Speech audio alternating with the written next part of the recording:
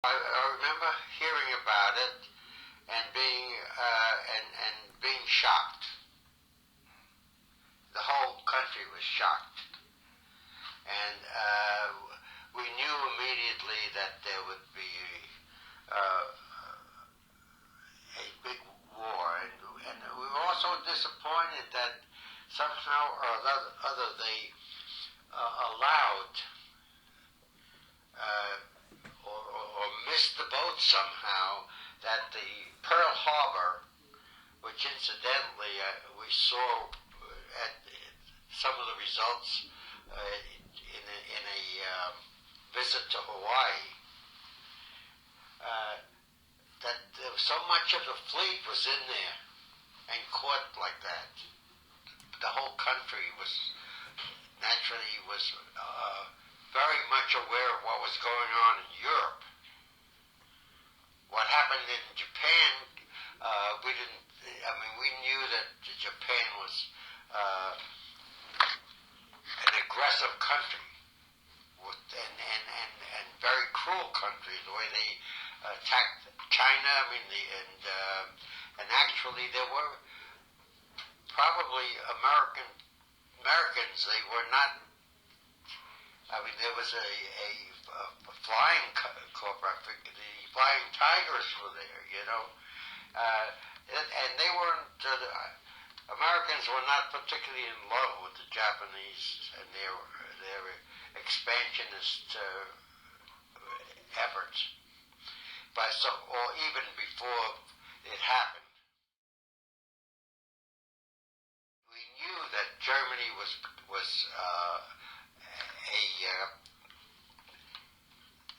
an aggressive country that was also not expected to do anything really good in the world, but we didn't know the extent of what they were. That, for example, that they were actually killing off the Jews, and also the other gypsies and gays and things like that. With that, I don't think the Americans are aware of. At that time, I believe I had been going to college at night, and I got married very young.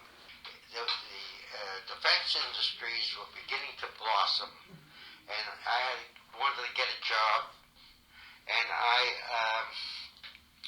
took a course, not an engineering course, but in equipment. Actually, it was a machine shop, and I got a job. First of all, working in an Air Force,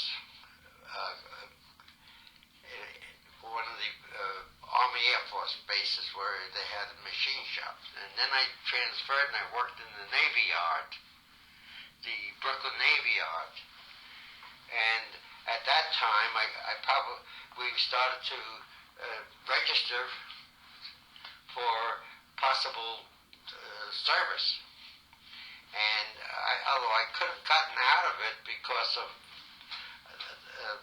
working in the Navy Yard and what they considered defense work, could have probably gotten out of the Army, particularly because as Jewish, I felt that when I would be called, I would go, and I would not try to get out of it.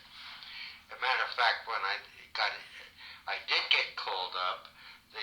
One of the Navy officers were really pissed off. He said, "Why didn't you let me know that you were going to go? I could have got you out." But at that time, I didn't want to do that. So actually, I was called up in December of '42.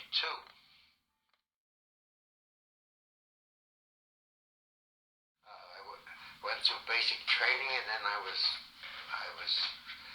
recommended for officer candidate school, and all that took time, And then I finally decided to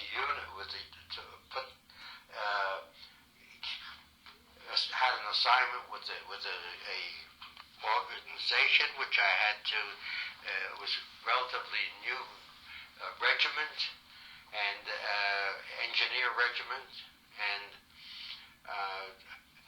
new troops, how to train them, and I didn't go overseas until approximately March, I believe, and in early '44, and I went overseas in this approximately March or so, and we went over with all kinds of ships and being with defense all around us, and you would hear them dropping depth charges almost every day.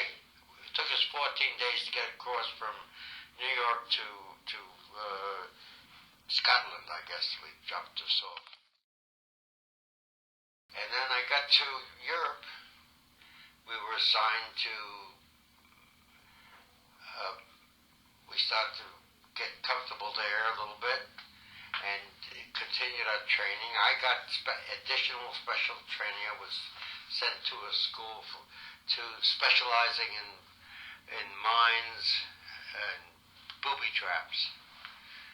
And matter of fact, on D-Day, I was still going to that school, and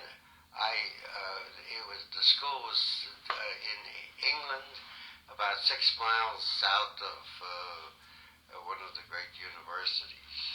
And I met my brother there, who was also in Europe at the time, and was a dental surgeon at one of the air bases near there.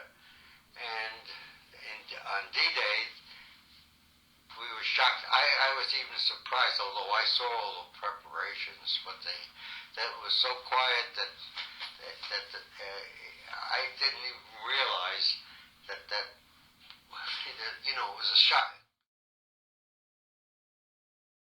A platoon of engineers was approximately 40 men, and an officer. It was usually 3 squads, and each squad had a buck sergeant and a corporal, and a second lieutenant, or at least on the engineers, and a first lieutenant. And the company also consisted of a captain, who was company commander, and an executive officer, who was usually a first lieutenant. Being engineer kind of troops, we work in small units. For example, the 2nd Battalion bunch I hardly ever saw. Matter of fact, I hardly saw anybody from the headquarters all during the time that I was in Europe. Or once we got into really active in the war area, I and my platoon in the company was tight, but there were times I do have to be assigned to jobs with just my company. This young sailor that comes across, and he comes over, he sees the signature of an engineer officer, and he wanted to shake my hand because he had heard about what the engineers had done on D-Day, because there were tremendous amount of engineer troops on D-Day, because they were the first ones in. There was besides the divisions that went in. Each division has a battalion of engineers, but there was a couple of brigades, special brigades of engineers that went in on D-Day because of there were first of all, there were all the obstacles for the boats coming in, besides the hedgehogs that were there, and mines are usually attached to them, and also the beach that they was loaded with mines. These things which are real crossed over with big steel beams, and sometimes they were below the water, but in low tide you could see them, but so the side of the boats would go over and make you get hit by them. But anyway, you had to come in with an assault boat because there was no way other than getting in. There was no docking procedure there for any sizable troop ship. And although actually there were special ships that went over the channel to get you. And I looked at that beach, and actually from the beach you had to go up kind of a steep hill, and the amount of defenses that they had, you could see that it had to be the first group that went in was disastrous. Our company was assigned to this quarry. There was a big prisoner of war camp nearby, and they took prisoners from there and they put them in into a small camp like. And my job was to run this camp, and my men would also work these guys on what they called the Red Bull Highway. And that was decided, the purpose of it was that road took the brunt of the supplies went through that area, and the roads were not in good shape, so they worked these prisoners on this road. And the other prisoners worked in the quarry. One of the other platoons worked the quarry. Up until December, when all of a sudden we get an order to get all these prisoners, bring them back to that main camp, and we get orders to move out, and we're going up to, apparently we're beginning to find out that the bulge, the bulge developed, and we're driving first of all, it was a hurry up kind of thing, get yourself together and get everything cleared out and send these prisoners back and get your equipment together and get out on the road. And my platoon was already assigned to a particular job on my birthday, December 24th of that year.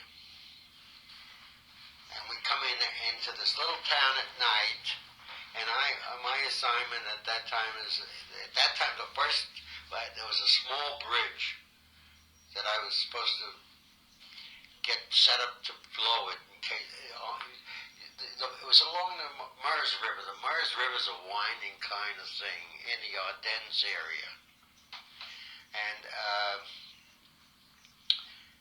I was given this bridge. This was at night yet. We come into this little small town at night, and have to get this bridge set up with explosives. And we're doing that by the overnight and the following day. And we were there a couple of days and get set up because I get orders that we're supposed to do this and set up a defense for it, and we're supposed to defend it to the last man, so to speak.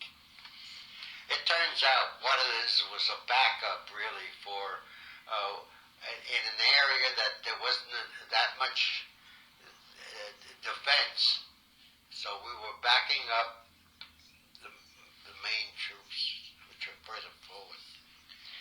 Anyway, after a day or two, or a couple of days, I was taken away from that bridge bridge and put into a much bigger bridge, which was going into a bigger city called Stenay. It was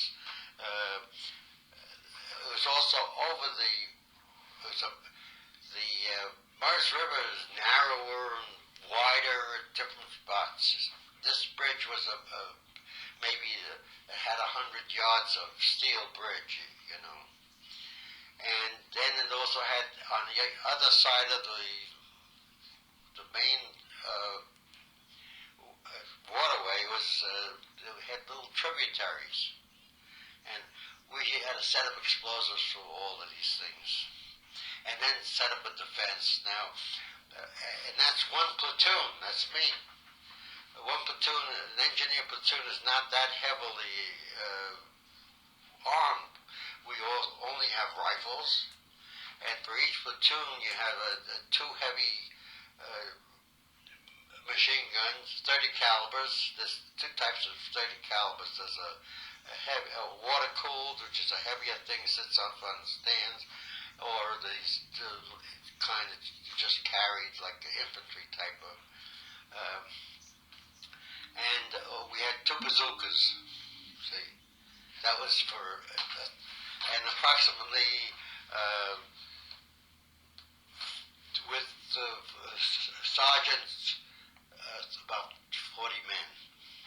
There was a clapboard house right on the edge of the river, and I stuck my men up in there, and the wires, the main cable that they used to blow the thing, and it was down in like a cellar below ground.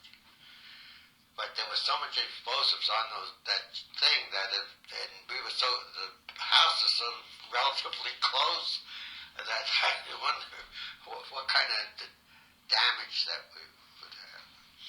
But we never had to do it. And it's interesting to know that twice, once while on the way, there used to be at that time, there was a single plane, a German plane that used to fly around at night. They used to call it Bedcheck Charlie. But it's not the same, probably the different guys, but there were one single plane. And at one point when we were going there, we were called to pull off everything, stopped all the vehicles going through and pull to the side and get out of the vehicles and go get some kind of cover, because there was this plane flying around, and it came down and let loose. Didn't do any damage. Missed my carrier by weapons carrier by a few yards. And the same one did the same thing while I was at the bridge. While I was at the bridge, I always had it. It was, first of all, it was freezing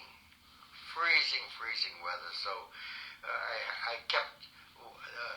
There was always a man on guard outside the house where our troops were staying, and it was so cold that we had to have this. There was like a 50-gallon, like an oil drum, and have a little fire in there. Also, there was, at that time, apparently it had nothing to do with our unit, but it was assigned to us somehow, was this weapon. It was like a half-track, and on it I guess it's a 40 millimeter for air, or could be used for anything, I guess, but it was there for air. And all of a sudden I'm out there talking to my man out there, and all of a sudden that starts firing, and the bullets are flying right near me, right past me, maybe 6 feet. I could see the traces flying right by me, but it all took like a minute, less than a minute.